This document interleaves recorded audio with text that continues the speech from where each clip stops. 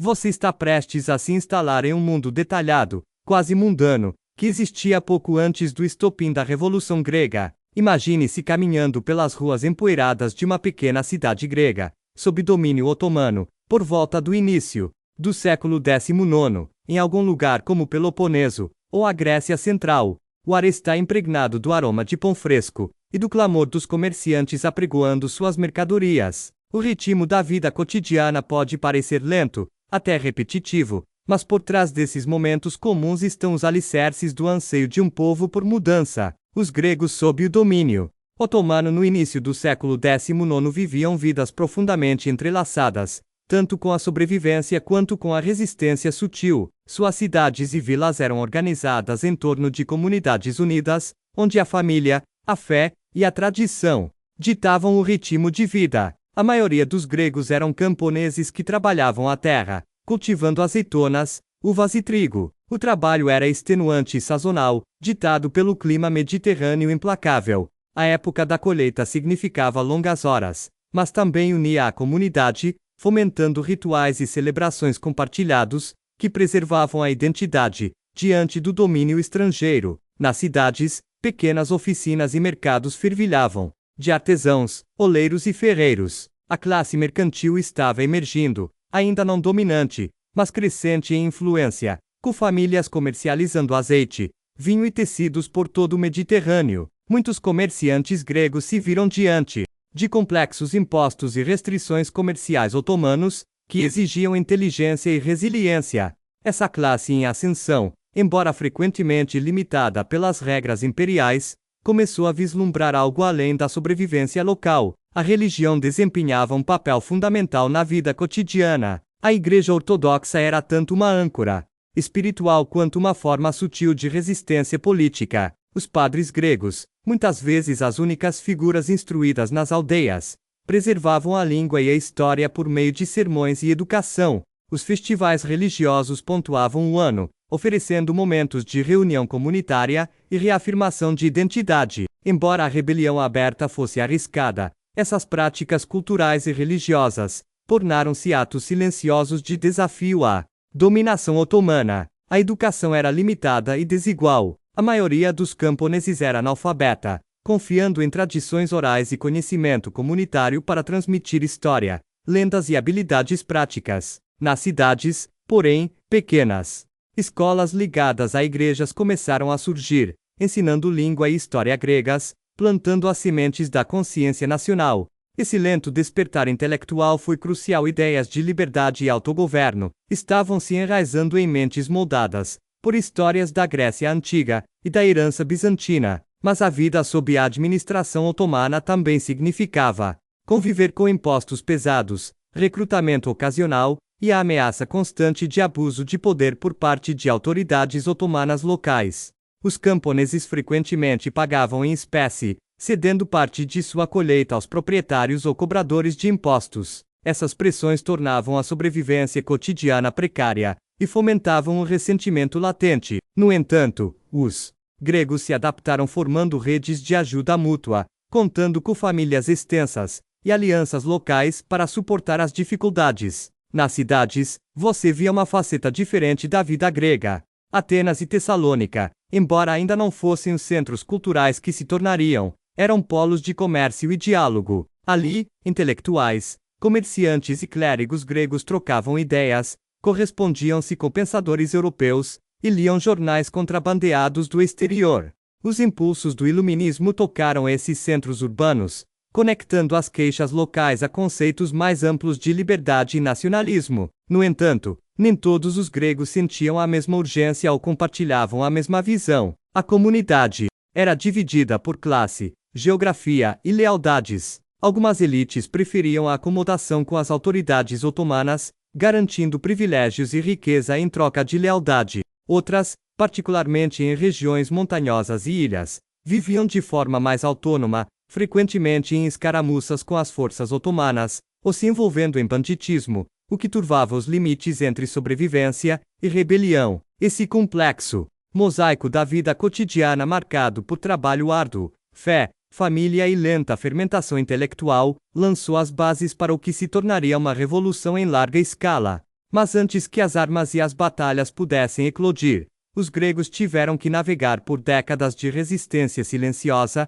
resistência cultural sutil e redes sociais intrincadas, que mantiveram sua identidade sob o domínio otomano. Que eventos ou indivíduos específicos transformaram essa tensão latente em rebelião aberta? Como esses gregos comuns passaram da sobrevivência e da resistência silenciosa para uma revolta coordenada que abalaria impérios? Retomando de onde paramos, a transição da resistência silenciosa para a rebelião aberta não foi repentina, nem simples. Foi um processo lento, moldado por décadas de mudanças incrementais e momentos-chave que romperam o frágil equilíbrio do domínio otomano. Para compreender essa mudança, precisamos analisar mais profundamente as estruturas sociais, as pressões econômicas e as redes emergentes que começaram a empurrar a sociedade grega em direção à revolução. O Império Otomano no início do século XIX era vasto, mas cada vez mais tenso. Administrativamente, dependia fortemente de intermediários locais, fossem eles autoridades muçulmanas, notáveis locais ou elites cristãs, para manter o controle sobre populações diversas. Para os gregos, isso significava uma miscelânea de experiências, dependendo da região e do status social. Em alguns lugares, o domínio otomano era relativamente frouxo, permitindo aos gregos um certo grau de autonomia. Em outros, a repressão era mais dura e direta. Um fator-chave para acelerar a mudança foi o crescimento da classe mercantil grega. Esses comerciantes eram frequentemente viajantes, multilingües e conectados com os mercados europeus. Muitos viveram no exterior por longos períodos, particularmente em centros comerciais como Odessa, Thrace e Constantinopla. Sua exposição às ideias iluministas e aos movimentos revolucionários em outros lugares plantou sementes do pensamento nacionalista. Por meio de cartas, livros e reuniões secretas, essas ideias se infiltraram na Grécia, acendendo lentamente novas ambições. A Filiquieteria, ou Sociedade dos Amigos, fundada em 1814, foi um produto dessas redes mercantis e correntes intelectuais. Essa organização secreta visava coordenar uma revolta armada contra o domínio otomano. Seus membros incluíam clérigos, militares, intelectuais e comerciantes de diversas regiões, simbolizando a unidade necessária para desafiar o poder imperial. O planejamento cuidadoso da sociedade envolvia o envio de emissários para áreas rurais, o recrutamento de líderes locais e a obtenção de apoio estrangeiro. A disseminação dessas ideias revolucionárias não se limitou apenas às elites ou às cidades. Nas aldeias rurais, histórias de antigos heróis gregos e santos bizantinos foram recontadas com nova urgência. Canções populares e histórias orais foram adaptadas para incluir temas de libertação e desafio. Esse renascimento cultural ajudou a fomentar uma identidade coletiva que transcendeu as divisões locais, construindo uma base psicológica para a rebelião. Ao mesmo tempo, as dificuldades econômicas se agravaram. A produção agrícola flutuou devido às colheitas ruins e às políticas fiscais otomanas. Notáveis locais frequentemente cobravam impostos pesados, às vezes acima das cotas oficiais, para custear sua própria proteção e privilégios. Os camponeses se viram presos entre as demandas otomanas e o crescente poder dos proprietários de terras gregos, alguns dos quais também apoiavam a causa revolucionária. A resposta otomana a essas pressões variou. Em algumas regiões, as autoridades tentaram reformas com o objetivo de modernizar a administração e apaziguar os súditos cristãos. As reformas Tanzimat, iniciadas na década de 1830, prometiam direitos iguais e proteção legal, mas chegaram tarde demais para reprimir a revolução em formação. Em outros lugares, as forças otomanas recorreram à repressão brutal para suprimir a dissidência, às vezes desencadeando ciclos de violência que agravaram as queixas locais. Nas comunidades gregas, divisões internas complicaram a causa revolucionária. As diferenças entre ilhaus, continentais, comerciantes abastados e camponeses frequentemente criavam rivalidades. A liderança da revolução teve que lidar com essas tensões com cuidado, equilibrando os interesses locais, com o objetivo primordial da independência. Essas rivalidades se manifestariam mais tarde em conflitos civis durante a própria revolução, mas, nesse período pré-revolucionário, moldaram principalmente os esforços de recrutamento e coordenação. Líderes religiosos desempenharam um papel paradoxal. Embora a Igreja Ortodoxa fosse um símbolo da identidade grega e da sobrevivência cultural, muitos bispos e padres eram cautelosos em relação à rebelião aberta, temendo represálias otomanas ou perda de privilégios. No entanto, muitos clérigos apoiaram clandestinamente a causa revolucionária, usando sua influência para disseminar mensagens e proteger ativistas. O envolvimento da Igreja acrescentou uma camada de complexidade à revolução, mesclando motivações espirituais e políticas. A vida nas cidades e aldeias gregas otomanas tornou-se, assim, um tenso ato de equilíbrio entre sobrevivência e resistência. Famílias escondiam armas, enviavam jovens para se juntar a bandos rebeldes em montanhas remotas, ou contrabandeavam informações através das fronteiras. As mulheres administravam as casas em meio à incerteza, às vezes servindo como mensageiras ou cuidadoras de combatentes. O cotidiano, o tédio e a rotina eram todos matizados pela consciência de que algo monumental estava no horizonte. À medida que a década de 1820 se aproximava, os rumores de rebelião se intensificavam. Os planos cuidadosos da Filquieteria estavam se concretizando. Redes de conspiradores por toda a Grécia estavam prontas para se incendiar. No entanto, muitos ainda se perguntavam: essa coxa de retalhos de grupos díspares, divididos por geografia, classe e interesses locais, conseguiria se unir em uma luta sustentada? Será que o Império Otomano, enfraquecido, mas ainda formidável, esmagaria essa revolta antes que ela começasse? Qual foi exatamente a faísca que transformou décadas de descontentamento latente e conspirações secretas em revolta aberta? E como as pessoas comuns, camponeses, comerciantes e clérigos, seriam arrastadas pela maré tumultuada da Revolução? Com o alvorecer da década de 1820 sobre as terras gregas, as tensões latentes e os preparativos secretos finalmente se transformaram em revolta aberta. Mas essa ignição não foi repentina. Foi uma chama cuidadosamente acesa, alimentada pelos inúmeros pequenos atos de coragem e desafio de gregos comuns,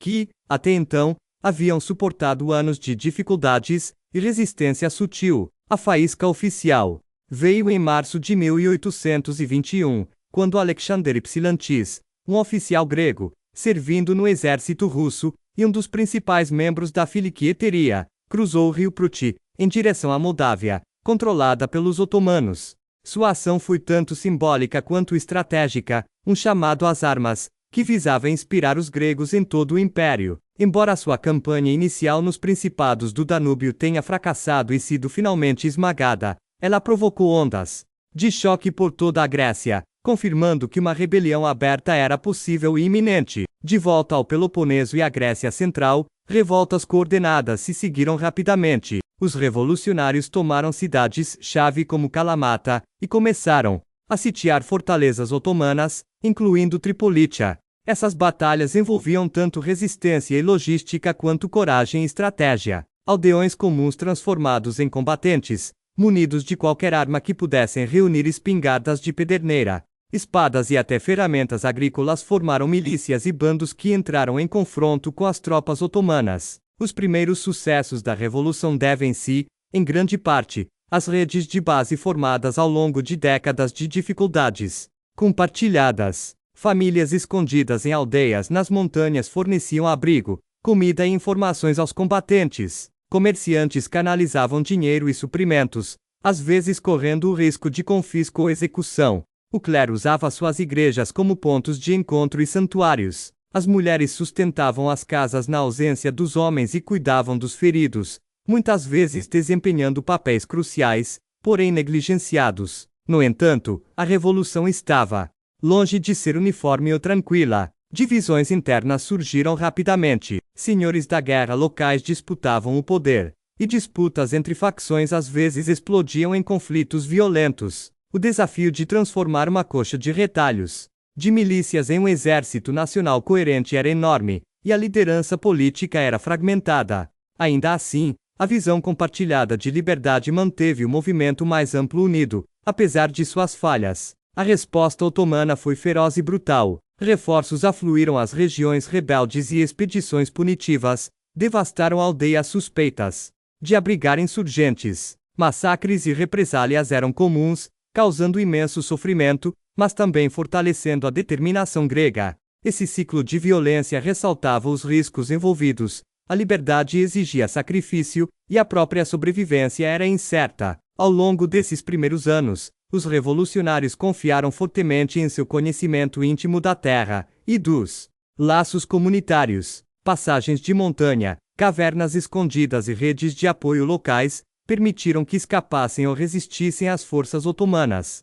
As duras realidades cotidianas da guerrilha, invernos rigorosos, escassez de alimentos e medicamentos, movimento constante, moldaram o caráter da revolução e testaram a resiliência de seu povo. Em 1822, a revolução havia se transformado em uma guerra de independência em larga escala. Novos órgãos governamentais foram formados, e potências estrangeiras começaram a se interessar, embora o reconhecimento oficial e a ajuda chegassem lentamente. Os gregos comuns, que antes haviam sofrido sob o domínio otomano, agora enfrentavam as incertezas de criar uma nova nação, em meio a conflitos internos e pressões externas. Olhando para trás, fica claro que a revolução não foi apenas a história de generais e batalhas, mas uma profunda transformação da vida cotidiana. A persistência das famílias, a bravura cautelosa das mulheres, a resistência dos camponeses e o apoio silencioso dos padres se uniram em um movimento que remodelou a história. O que permanece notável é como esses detalhes chatos, os ritmos da vida agrícola, a mecânica do comércio, a resistência silenciosa em igrejas e lares, foram os próprios fios que teceram a estrutura da independência grega. Sem eles, as batalhas dramáticas e os heróis famosos teriam sido impossíveis. Ao adormecer, pense no seguinte: com que frequência a história se baseia não apenas em grandes eventos, mas também na persistência inesperada de pessoas comuns, que vivem suas vidas cotidianas. E como a resistência silenciosa e os pequenos atos de coragem dos quais você raramente ouve falar, podem moldar as revoluções e mudanças que ainda acontecem hoje. Imagine os movimentados portos mediterrâneos do início do século XIX. Pireu, perto de Atenas, Hidra, Spétis, e as ilhas de Psara, todos repletos de navios, mercadores e marinheiros. Não eram apenas centros de comércio, mas também locais onde ideias, riqueza e fervor revolucionário se misturavam silenciosamente, longe dos olhares vigilantes das autoridades otomanas. A classe mercante grega e seu domínio da navegação foram atores cruciais, embora frequentemente ignorados, na preparação para a Revolução Grega. Durante séculos, os gregos foram um povo marítimo, com sua cultura e economia profundamente ligadas ao mar. Mesmo sob o domínio otomano, os gregos mantiveram uma presença significativa no comércio marítimo, apesar das restrições e rivalidades. Seus navios transportavam mercadorias como azeite, vinho, grãos e têxteis através do Mediterrâneo e além, ligando os portos gregos à Europa, ao Mar Negro e ao norte da África. No início do século XIX, os comerciantes gregos haviam se tornado ricos e influentes. Muitos haviam estabelecido redes comerciais que se estendiam a grandes centros comerciais europeus, como Marselha, Thrace e Odessa. Esses comerciantes eram mais do que comerciantes, eram intermediários culturais, trazendo de volta não apenas mercadorias, mas também ideias, livros, jornais e filosofias políticas, que alimentavam o crescente desejo pela independência grega. A navegação era a alma dessas famílias mercantes. As ilhas de Hidra, Spétis e Psara haviam se transformado em formidáveis potências navais, com frotas construídas tanto para o comércio quanto para a defesa. Essas frotas frequentemente atuavam como marinhas particulares, protegendo suas rotas comerciais e garantindo um certo grau de autonomia. Suas tripulações eram marinheiros habilidosos, calejados por anos no mar, e prontos para transformar seus navios mercantes em navios de guerra quando necessário. A riqueza dos mercadores permitiu-lhes financiar a causa revolucionária discretamente. Contrabandeavam armas e suprimentos, apoiavam sociedades secretas como a filiqueteria e financiavam campanhas de propaganda. Seus navios tornaram-se linhas vitais de comunicação e suprimento entre as fortalezas rebeldes e os simpatizantes europeus. Sim, essa espinha dorsal marítima, a revolução poderia ter sido estrangulada antes mesmo de começar. No entanto, sua posição era precária. Os mercadores gregos operavam sob o olhar atento dos funcionários da alfândega e das patrulhas navais otomanas, enfrentando pesados impostos e a constante ameaça de confisco ou prisão. Muitos equilibravam o delicado ato de parecer leais ao império, enquanto secretamente auxiliavam a rebelião. Essa duplicidade exigia planejamento cuidadoso, mensagens codificadas e redes confiáveis. A influência dos mercadores ia além da economia. Eram frequentemente os membros mais cultos e cosmopolitas da sociedade grega, fluentes em diversas línguas e familiarizados com o pensamento político europeu. Seus salões e reuniões eram focos de discussão sobre nacionalismo, liberdade e revolução. Eles se correspondiam com os filelenos europeus inspirados pela Grécia clássica que mais tarde apoiariam a causa material e moralmente. No entanto, nem todos os comerciantes estavam unidos em seus propósitos. Alguns temiam que a rebelião interrompesse o comércio e trouxesse ruína. Essas divisões dentro da classe mercantil refletiam as tensões sociais mais amplas entre tradição e mudança, risco e segurança. Ainda assim, o zelo revolucionário de figuras-chave acabou prevalecendo, e seus recursos tornaram-se indispensáveis ao esforço de guerra. Olhando mais de perto, o papel da navegação grega não era meramente logístico, mas simbólico. O mar representava a liberdade e um espaço aberto onde os gregos podiam exercer algum grau de controle, onde sua identidade como povo marítimo florescia, e onde as sementes da unidade nacional eram semeadas em ilhas e cidades costeiras dispersas. Então, como esses mercadores e suas frotas fizeram a transição do comércio para a revolução, como seus navios se tornaram instrumentos de guerra e símbolos de orgulho nacional, e que riscos esses homens correram, equilibrando lucro e patriotismo. Nas marés instáveis do império, continuando de onde paramos,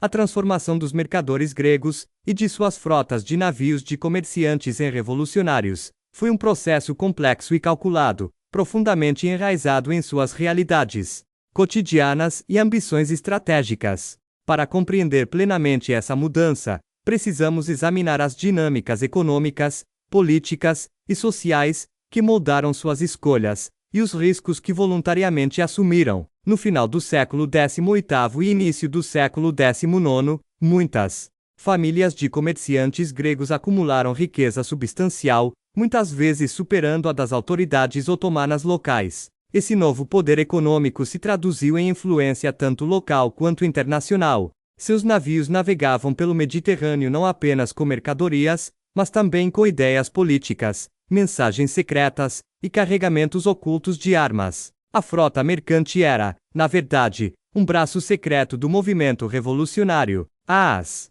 ilhas de Hidra, Spetses e Psara eram particularmente notáveis por seu poderio naval. Hidra, por exemplo, ostentava centenas de embarcações, muitas delas brigs e escunas, velozes, manobráveis e ideais, tanto para o comércio quanto para o combate. Essas ilhas tinham uma longa história de semi-autonomia sob o domínio otomano, com líderes locais exercendo controle sobre os assuntos marítimos. Seus capitães e marinheiros eram combatentes habilidosos, acostumados a ataques e escaramuças, tanto com piratas quanto com forças imperiais. Quando a onda revolucionária finalmente irrompeu em 1821, essas frotas mercantes rapidamente se converteram em navios de guerra, equiparam suas embarcações com canhões e treinaram tripulações em guerra naval. Seu conhecimento dos mares lhes conferiu uma vantagem tática, permitindo-lhes bloquear portos otomanos, interromper linhas de suprimento e enfrentar navios inimigos com eficácia. Essa destreza naval foi crucial, pois o controle das rotas marítimas ajudou os revolucionários a sustentar sua campanha e atrair a atenção internacional. O apoio financeiro dos mercadores ia além dos navios.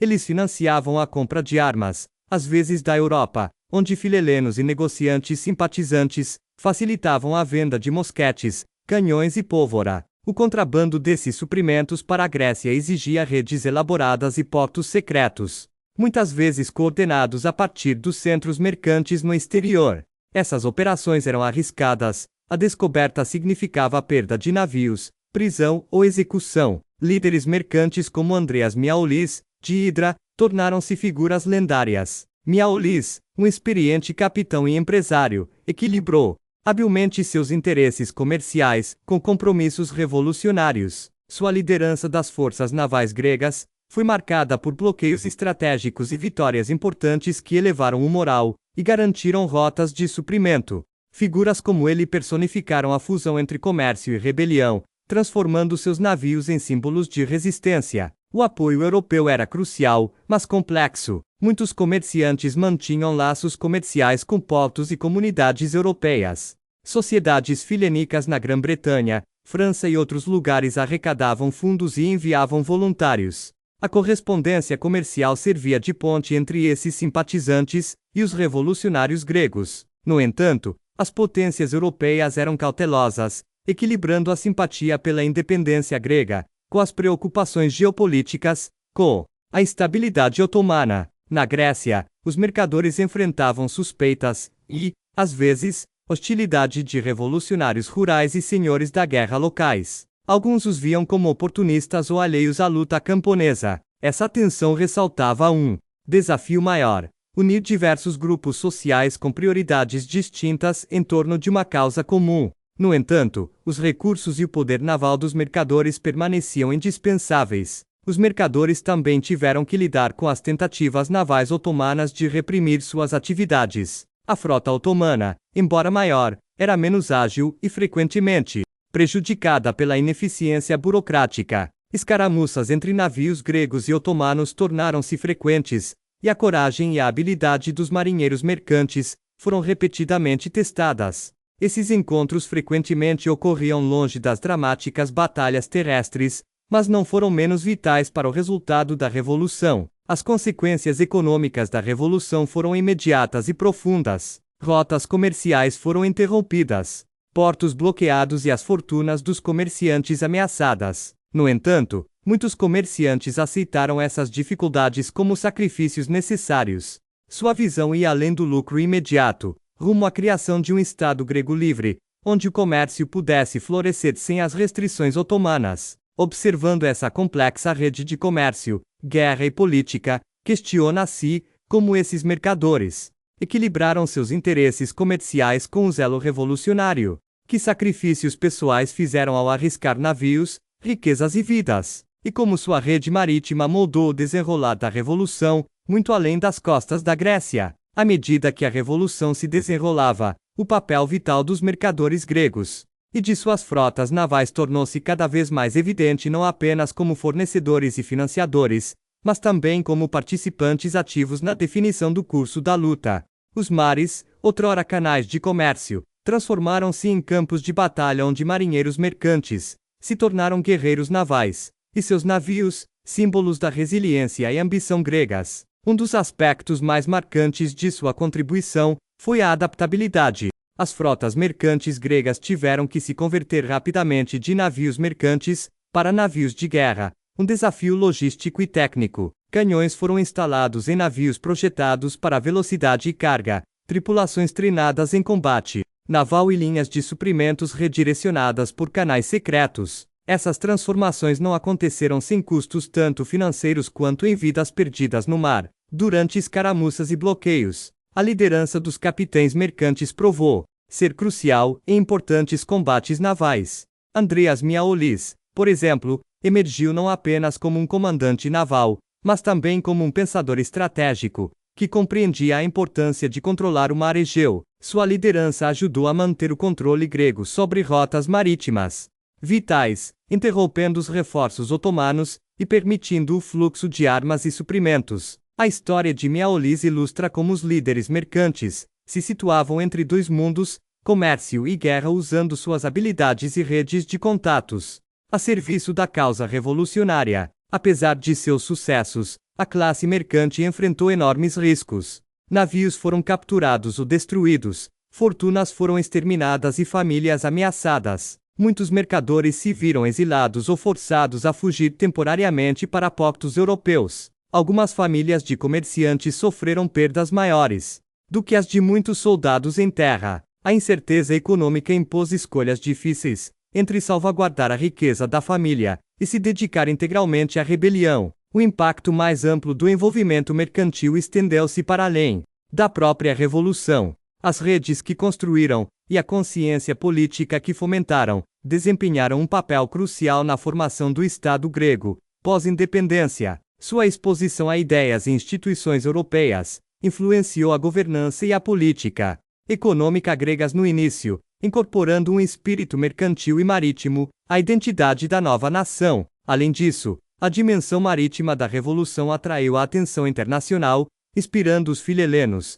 que viam a luta naval grega como uma continuação do heroísmo clássico. Navios com a bandeira grega tornaram-se símbolos nos salões europeus, angariando apoio e financiamento que se provariam decisivos. A classe mercante atuou, assim, como embaixadora cultural, conectando o legado antigo da Grécia com sua luta moderna pela liberdade. No entanto, a história dos mercadores e da navegação gregos durante a Revolução também revela a complexa interação entre riqueza, poder e identidade nacional. Sua influência não foi isenta de controvérsias. Alguns os criticaram por priorizarem interesses comerciais ou se envolverem em políticas facciosas que minavam a unidade. Essas tensões refletiam lutas sociais mais amplas, à medida que a Grécia transitava de uma rebelião fragmentada para uma nação. À medida que você se aproxima do descanso, reflita sobre os mares tranquilos que transportavam muito mais do que mercadorias, carregavam esperanças,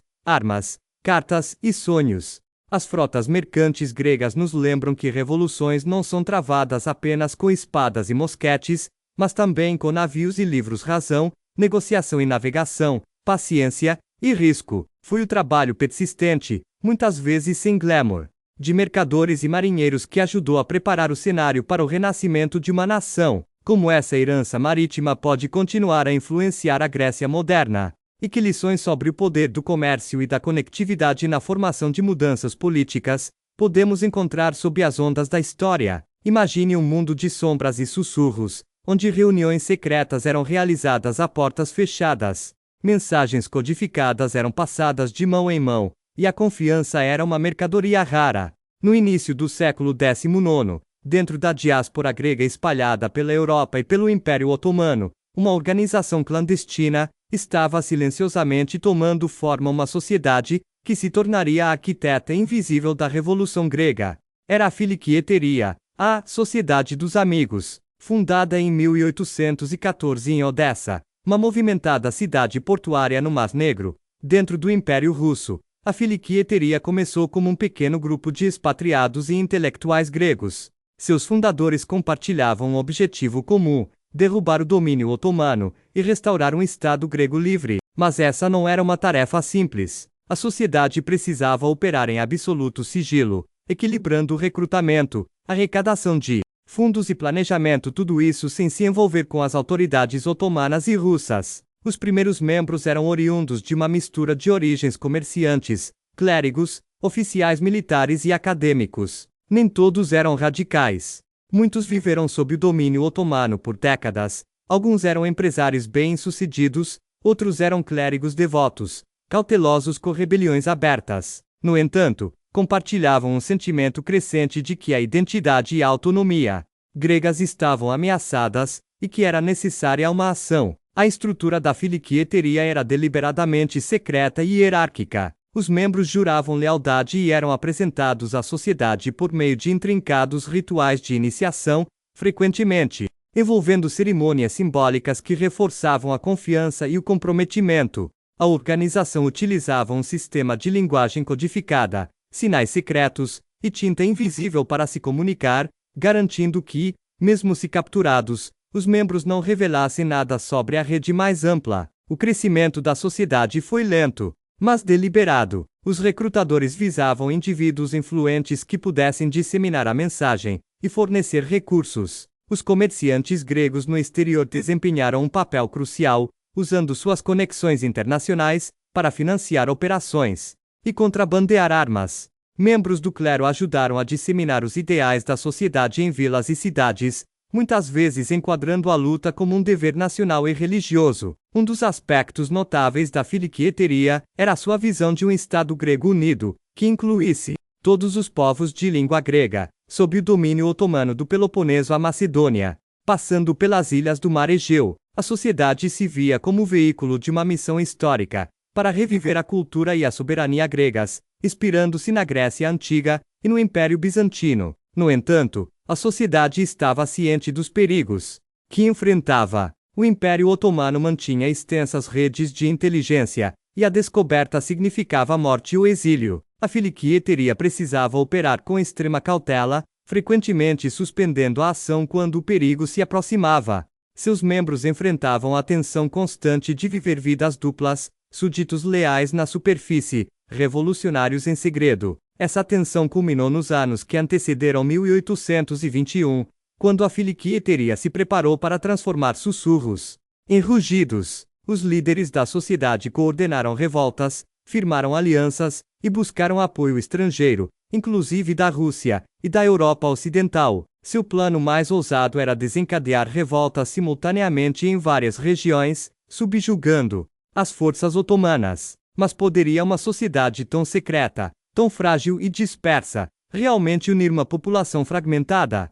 Como ela lidou com a desconfiança interna, as rivalidades e o pesadelo logístico do planejamento de rebeliões, sob os olhos atentos do Império? E quais foram os riscos e sacrifícios pessoais feitos por seus membros, muitos dos quais desapareceram na obscuridade ou tiveram fins violentos? Retomando de onde paramos, a operação da Filquieteria era uma dança delicada de sigilo, confiança e planejamento estratégico. Seus líderes entendiam que seu sucesso dependia não apenas de inspirar rebelião, mas também de gerenciar cuidadosamente os riscos de exposição e traição. Uma das figuras centrais da sociedade foi Emanuel Shantos, um rico comerciante de Odessa que, juntamente com Nicolaus Skofas e Atanasius Tsakhalov, fundou a organização. Eles idealizaram um movimento nacionalista moderno, profundamente influenciado pelos ideais iluministas e por precedentes revolucionários, como as revoluções americana e francesa. No entanto, também reconheceram que a geografia fragmentada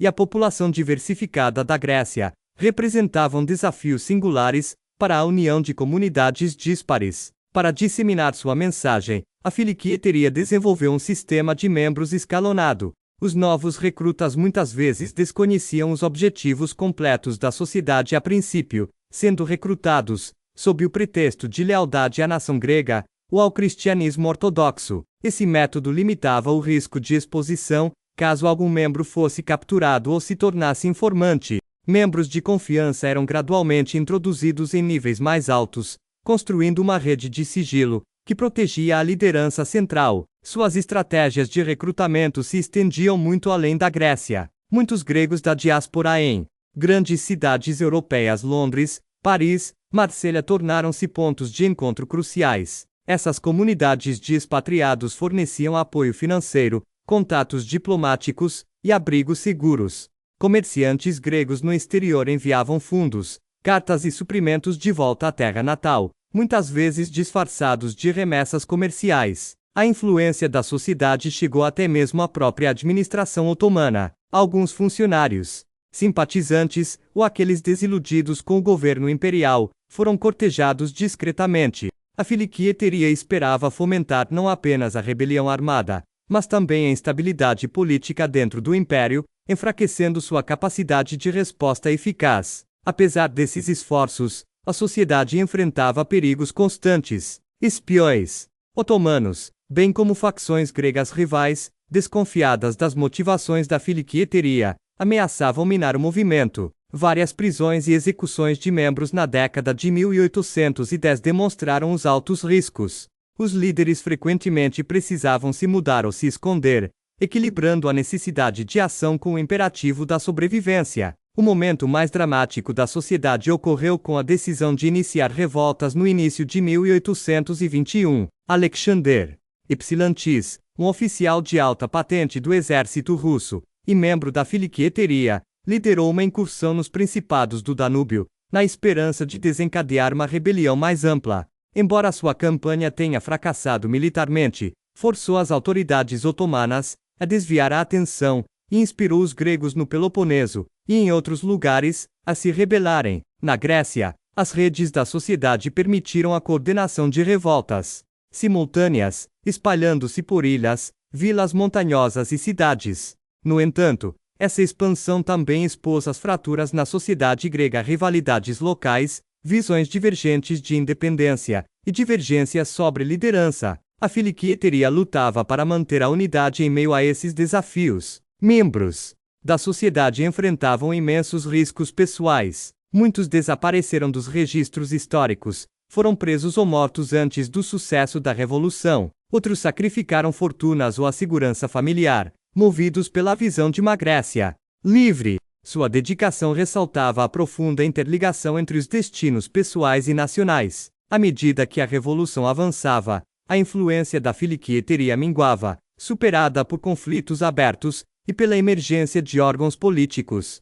No entanto, seu legado perdurou, visto como a faísca que transformou planos sussurrados em uma revolução que abalou um império. Como a visão e os métodos dessa sociedade secreta moldaram a emergente identidade nacional grega. O que sua história pode nos dizer sobre o poder e os limites das redes secretas na história, e como as pessoas comuns apanhadas na Revolução vivenciaram a presença sombria da Filiquieteria ao seu redor. À medida que a Revolução Grega se desenrolava, o papel da Filiquieteria tornou-se ao mesmo tempo celebrado e complexo. Embora a sociedade tivesse estabelecido as bases ideológicas e organizacionais para a rebelião, sua influência diminuiu à medida que o conflito aberto exigia liderança visível e negociação política. Contudo, sem o trabalho cuidadoso e paciente dos membros da Filiquieteria, aqueles conspiradores silenciosos que teciam uma rede de confiança e resistência à revolução, talvez nunca tivesse deflagrado. O compromisso da sociedade com o sigilo era tanto sua força quanto sua limitação. Sua natureza clandestina lhe permitia sobreviver em um ambiente perigoso, recrutando membros e disseminando ideias sob o nariz das autoridades otomanas. No entanto, esse sigilo também gerava suspeitas e, às vezes, divisões dentro das fileiras revolucionárias. À medida que as revoltas se espalhavam, visões divergentes de independência e governança desafiavam a unidade que a Filiquieteria buscava construir. Os líderes da sociedade enfrentaram sacrifícios pessoais e tragédias. Muitos morreram no exílio ou na prisão, com seus nomes esquecidos ou ofuscados por heróis do campo de batalha. No entanto, seu legado ideológico persistiu. A Filiquieteria ajudou a transformar o nacionalismo grego de ideias abstratas em ação coordenada, unindo regiões e grupos sociais dispares em uma luta compartilhada pela liberdade. No contexto mais amplo da história, Filiquieteria exemplifica o poder de sociedades secretas e movimentos clandestinos para moldar mudanças políticas. Ilustra como ideias sussurradas em salas escondidas, trocadas em cartas codificadas e nutridas em pequenas comunidades, podem desencadear revoltas em massa. No entanto, também nos lembra da natureza frágil de tais movimentos,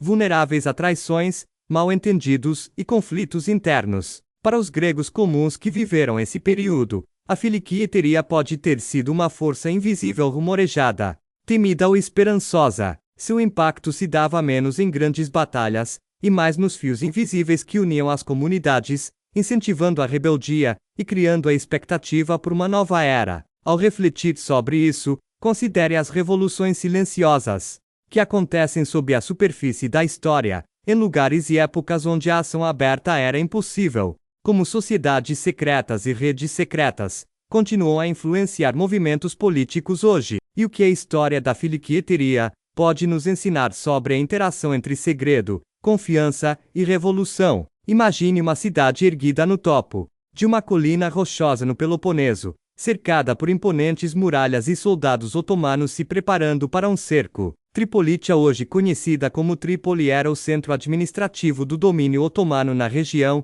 e uma fortaleza tanto física quanto simbolicamente. O cerco de Tripolitia em 1820 tornou-se um dos momentos decisivos da Revolução Grega, mas além das batalhas e do derramamento de sangue, existe uma história de resistência, estratégia e as realidades cotidianas, enfrentadas tanto por sitiantes quanto por sitiados. Antes do início do cerco, Tripolitia era uma cidade movimentada com uma população diversificada, composta principalmente por muçulmanos, alguns judeus e cristãos gregos, que viviam sob o governo otomano. Era a sede do pachá local, que administrava os impostos, mantinha a lei e a ordem, e comandava a guarnição otomana. As muralhas da cidade permaneciam de pé há séculos, um testemunho de sua importância estratégica. O cerco em si durou do final de agosto ao final de setembro de 1821, e envolveu milhares de revolucionários gregos, que cercavam a cidade, com a intenção de capturar a fortaleza otomana. O que muitas vezes passa despercebido em narrativas dramáticas é a logística complexa e as dificuldades diárias enfrentadas por todos os envolvidos. Para as forças gregas, em sua maioria milícias irregulares compostas por camponeses, bandidos transformados em combatentes e líderes locais, o cerco foi um teste de resistência. Eles tiveram que organizar suprimentos de comida, armas e abrigo no terreno acidentado fora das muralhas. Isso exigiu um planejamento cuidadoso e cooperação da comunidade, pois cercos prolongados poderiam esgotar rapidamente os recursos e o moral. Os revolucionários confiaram em seu conhecimento da paisagem local para cortar suprimentos, bloquear rotas de fuga e enfraquecer gradualmente os defensores. Mas manter um cerco sem treinamento militar formal representava desafios significativos. Doenças, fome e condições climáticas adversas afetavam ambos os lados. Os líderes da revolta precisavam manter seus grupos díspares unidos, apesar das rivalidades e ambições conflitantes. Em Tripolittia, a situação era desesperadora. A cidade estava superlotada de soldados otomanos, oficiais e milhares de refugiados muçulmanos, que haviam fugido do campo com a expansão da revolução. A escassez de alimentos tornou-se aguda, o saneamento básico era precário, e o medo de traição era grande. A vida cotidiana envolvia racionamento rigoroso, preparação constante para ataques, e uma atmosfera tensa e carregada de incerteza. Mulheres, crianças e idosos enfrentaram dificuldades específicas, presos entre muros que serviam tanto como proteção quanto como prisão. Relatos da época descrevem o desgaste psicológico, a disseminação de doenças e o tédio exaustivo misturado ao terror. Para alguns, o cerco significou semanas de espera, na esperança de um alívio que nunca chegou. O clímax do cerco foi marcado por um ataque brutal e a eventual queda da cidade, que incluiu violência e represálias horríveis que mancharam os primeiros dias da Revolução. Mas antes disso, houve um longo período de espera, vigilância e elaboração de estratégias, um lembrete de que os pontos de virada da história são frequentemente precedidos por longos períodos de sofrimento silencioso e paciência. Quais eram as estratégias de sobrevivência diária empregadas tanto pelos sitiantes quanto pelos sitiados? Como os líderes mantinham a disciplina e a esperança em meio à escassez e ao medo? E como o cerco de Tripolittia remodelou o cenário social e político da Revolução, dando continuidade à tensa quietude e às dificuldades que marcaram os primeiros dias do cerco? Tanto os revolucionários gregos, quanto os defensores otomanos em Tripolittia, estavam envolvidos em um teste extenuante de vontade e resistência, onde a sobrevivência dependia não apenas de armas, mas de desenvoltura e resiliência. Para os gregos sitiantes, organizar um bloqueio prolongado era um imenso desafio. Essas forças eram, em sua maioria, milícias irregulares, agricultores, pastores e combatentes locais que haviam pegado em armas. Faltava-lhes treinamento militar formal e estruturas de comando centralizadas, o que dificultava a coordenação. No entanto, seu conhecimento do terreno e das redes de apoio locais tornaram-se recursos essenciais. As aldeias ao redor de Tripolittia forneciam comida e água sempre que possível, mas o grande número de combatentes esgotava esses recursos. Para manter o cerco, os líderes precisavam rotacionar os grupos, evitar deserções e administrar disputas entre facções rivais ávidas por glória e influência. A escassez de alimentos era uma preocupação constante. Os revolucionários subsistiam principalmente com pão duro, azeitonas, leguminosas secas, e qualquer gado que pudesse ser pastoreado nas proximidades. A caça e a coleta de alimentos complementavam sua dieta, mas o déficit nutricional era severo, levando à fadiga e doenças. Apesar dessas dificuldades, o cerco perdurou porque os combatentes acreditavam que a captura de Tripolittia quebraria o controle otomano no Peloponeso. A comunicação era outro fator crucial. Mensagens eram enviadas entre comandantes rebeldes e apoiadores locais para coordenar ataques e garantir que as linhas de suprimentos permanecessem intactas. Essas comunicações eram vulneráveis à interceptação, de modo que os mensageiros frequentemente arriscavam suas vidas movendo-se furtivamente por entre as patrulhas inimigas. Essa rede frágil era uma tábua de salvação, sustentando o moral e o planejamento estratégico. Dentro das muralhas da cidade, as condições pioraram com o passar das semanas. A guarnição otomana era composta por soldados turcos, mercenários, albaneses locais e funcionários administrativos, todos amontoados ao lado de milhares de refugiados muçulmanos, que haviam fugido do avanço das forças gregas no campo. Os estoques de alimentos diminuíram rapidamente, e o racionamento tornou-se cada vez mais severo. Os poços e cisternas da cidade forneciam água potável limitada, que também estava contaminada pela superlotação e pelo saneamento precário. As doenças se espalhavam rapidamente pelos alojamentos apertados. Disenteria, escorbuto e infecções respiratórias cobravam seu preço. O atendimento médico era, na melhor das hipóteses, rudimentar, e o estresse constante do bombardeio e o medo de um ataque desgastavam defensores e civis. A tensão psicológica era palpável, todos os dias eram obscurecidos pela possibilidade de uma traição interna, ou de um ataque decisivo externo. O Pachá de Tripolitcha lutava para manter a ordem em meio a esse caos. Punições severas foram impostas a supostos colaboradores, criando uma atmosfera de suspeita e paranoia. Muitos dos moradores gregos cristãos da cidade, alguns dos quais viveram vidas relativamente pacíficas, sob o domínio otomano, viram-se presos no meio do caminho, divididos entre a lealdade, a sobrevivência e a maré revolucionária que varria o país. Com o passar do tempo, escaramuças e incursões dentro das muralhas da cidade testaram a determinação das forças gregas.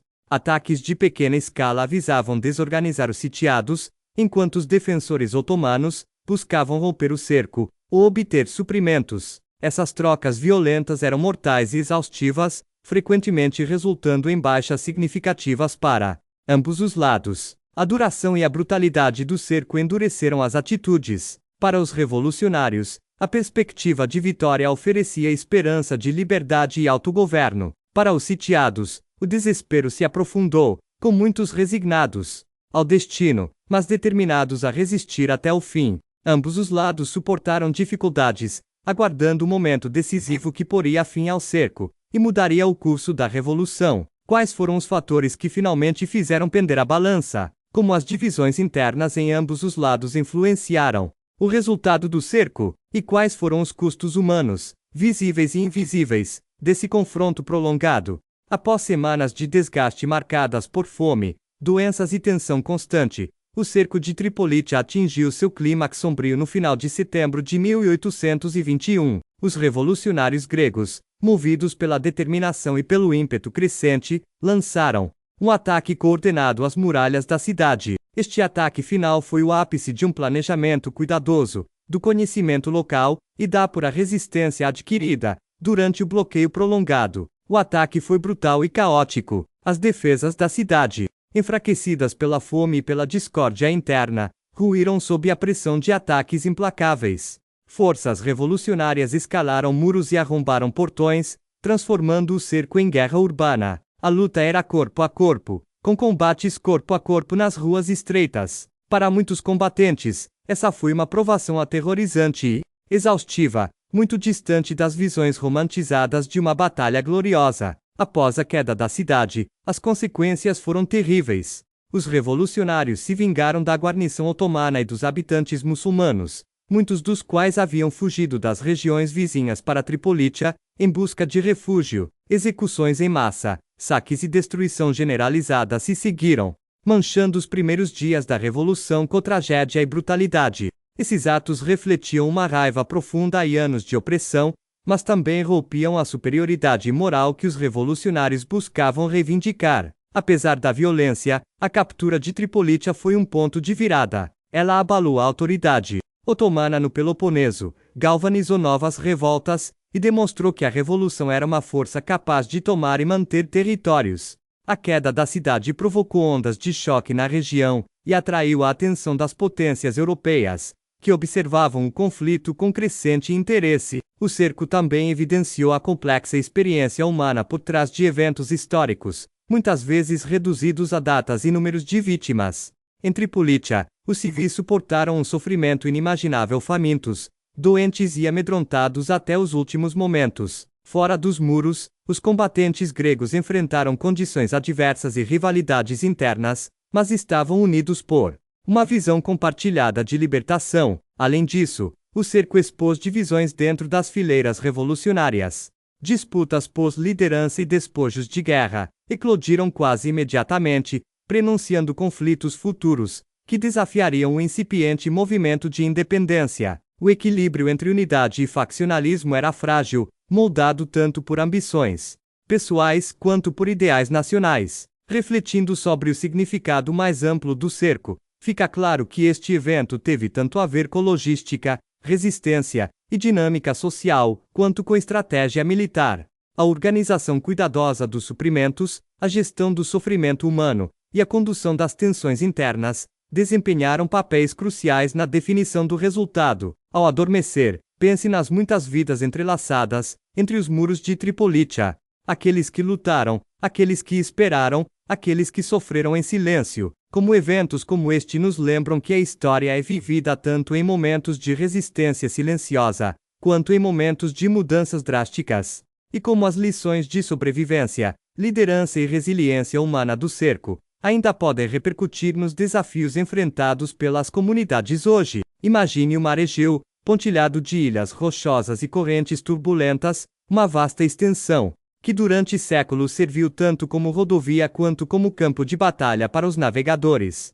No início do século XIX, a Revolução Grega foi tanto uma luta naval, quanto uma guerra terrestre. O controle das rotas marítimas era vital tanto para suprimentos quanto para vantagem estratégica. Os marinheiros gregos, muitos deles ex-mercadores e pescadores, transformaram seus navios em embarcações de guerra e travaram uma campanha árdua e paciente de bloqueios e escaramuças contra a frota otomana. A tradição marítima grega era rica e profundamente arraigada. Os ilhéus de Raija, Spétis e Psara eram marinheiros experientes, familiarizados com todas as correntes e padrões de vento. Seu conhecimento do mar tornou-se um trunfo crucial na Revolução. Esses marinheiros não eram oficiais navais treinados, mas navegadores e combatentes experientes que usavam velocidade, surpresa e profundo conhecimento local para desafiar uma marinha otomana maior e mais bem equipada. A estratégia de bloqueio era central para o esforço naval grego.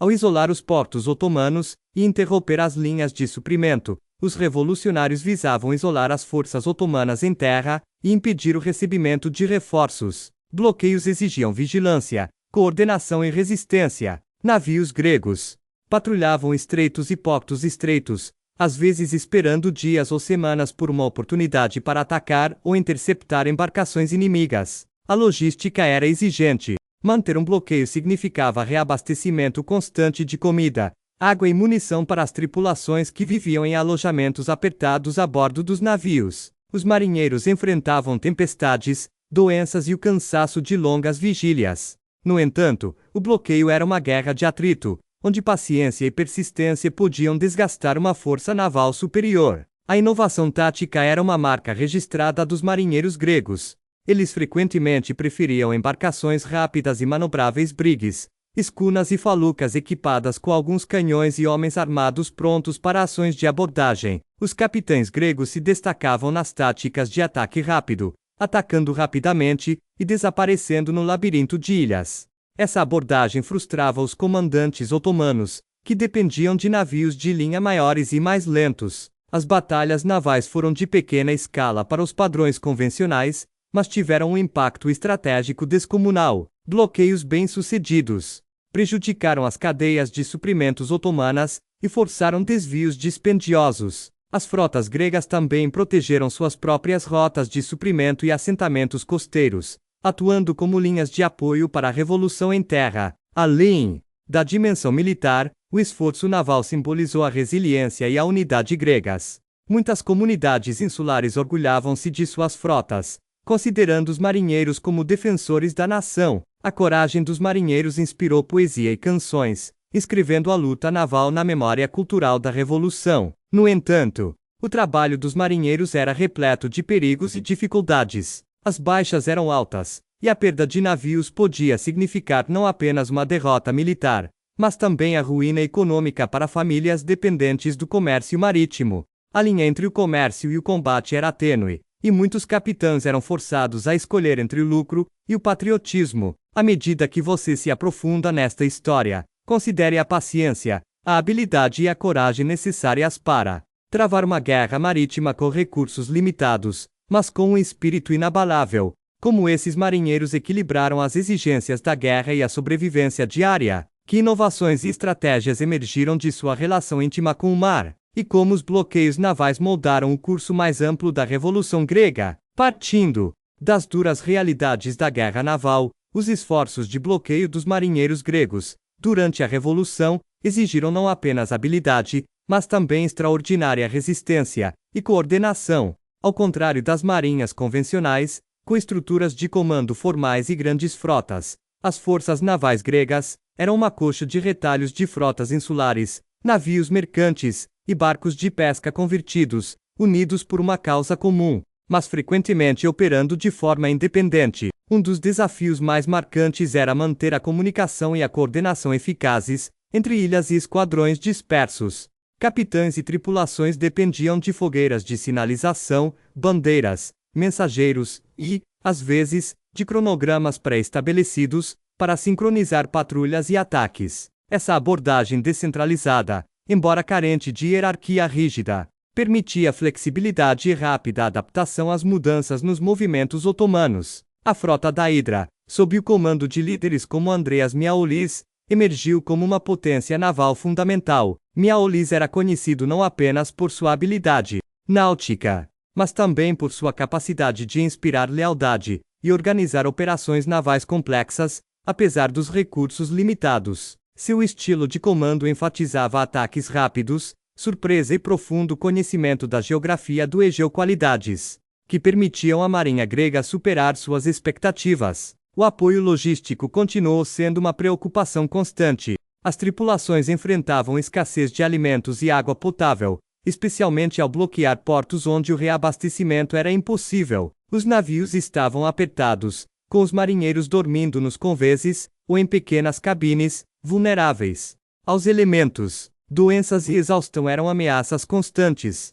A resiliência das tripulações diante dessas dificuldades era uma prova de seu comprometimento. As batalhas navais em si eram frequentemente caóticas, envolvendo ações de abordagem, disparos de canhão a curta distância e manobras ousadas. Em canais estreitos, os capitães gregos exploravam a velocidade de seus navios para assediar navios otomanos, evitar combates prolongados e interromper comboios de suprimentos. Os sucessos nesses encontros elevavam o moral e forneciam um impulso vital para a revolução. Os bloqueios navais também tiveram implicações políticas. O controle das rotas marítimas limitou a capacidade otomana de reforçar e reabastecer guarnições em terra, enfraquecendo o domínio do império sobre territórios importantes. Essa pressão marítima complementou revoltas terrestres, criando um desafio em múltiplas frentes que sobrecarregou as forças otomanas. No entanto, a marinha grega não era invencível. A frota otomana, embora maior e menos manobrável, contra-atacou com poder de fogo e números superiores. Vários confrontos navais resultaram em perdas gregas significativas, incluindo navios afundados ou capturados. Cada perda foi profundamente sentida, visto que os navios representavam não apenas ativos militares, mas também recursos econômicos vitais para as comunidades insulares. O papel de voluntários estrangeiros e filelenos também se tornou proeminente. No março, alguns europeus com experiência naval juntaram-se às tripulações gregas, trazendo conhecimento e habilidades que aprimoraram as táticas navais. Sua presença simbolizava o apoio internacional à causa grega, embora também introduzisse novas complexidades em termos de liderança e coordenação. Em meio aos perigos e dificuldades, o comprometimento dos marinheiros gregos era reforçado por um poderoso senso de propósito. O mar era seu domínio, e defendê-lo significava defender seus lares, famílias e futuro. Canções, histórias e tradições desse período destacam a mistura de dever, camaradagem e sacrifício que definia sua luta marítima. Como as forças navais gregas superaram as limitações de suas frotas improvisadas? Que inovações táticas e organizacionais emergiram de suas experiências? e como a dimensão marítima influenciou o resultado final da Revolução Grega. À medida que a Revolução Grega avançava, os bloqueios navais orquestrados por marinheiros gregos provaram ser um elemento decisivo, embora frequentemente ignorado, da luta pela independência. Esses marinheiros, oriundos de uma tradição de comércio e navegação marítima, adaptaram-se rapidamente às exigências da guerra naval, transformando suas modestas frotas em formidáveis instrumentos de resistência. Seu sucesso baseou-se em uma combinação de profundo conhecimento da intrincada geografia do Egeu, táticas inovadoras e pura determinação. Os capitães gregos exploraram estreitos, enseadas escondidas e cadeias de ilhas para superar navios otomanos maiores. Em vez de se envolverem em batalhas custosas e em larga escala, concentraram-se em ataques rápidos, interrompendo as rotas de suprimento otomanas e protegendo os portos controlados pelos rebeldes. Essa estratégia desgastou as capacidades navais otomanas e limitou a capacidade do império de sustentar suas guarnições em terra. Figuras de liderança como Andreas Miaoulis tornaram-se símbolos dessa resiliência marítima. Miaoulis e outros não apenas comandavam navios, mas também fomentavam a lealdade entre as tripulações, coordenavam bloqueios complexos e administravam recursos escassos.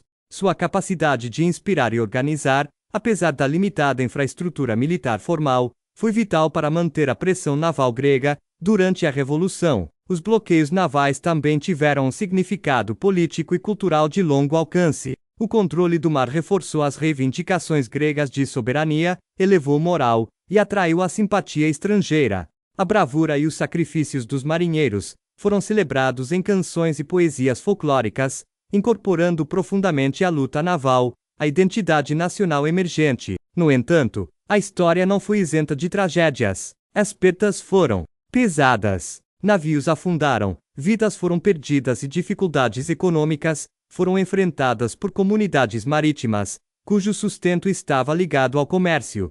A linha entre comerciante e combatente se tornou tênue, e as famílias enfrentaram as duras consequências do compromisso de seus marinheiros com a liberdade. Além disso, os bloqueios revelaram a interconexão entre as campanhas navais e terrestres. Ao isolar fortalezas otomanas e impedir reforços, a marinha possibilitou vitórias revolucionárias no continente. Essa relação simbiótica ressaltou a natureza multifacetada da guerra pela independência. Ao contemplar esta saga marítima, considere a determinação silenciosa daqueles marinheiros que, longe dos grandes salões do poder, travaram uma campanha implacável e habilidosa para garantir a liberdade de sua nação. Como as lições de sua resiliência, adaptabilidade e unidade ressoam hoje, em um mundo onde o controle dos mares continua estrategicamente vital, e o que sua história nos diz sobre o poder das pessoas comuns, usando seu conhecimento e tradições para moldar o curso da história.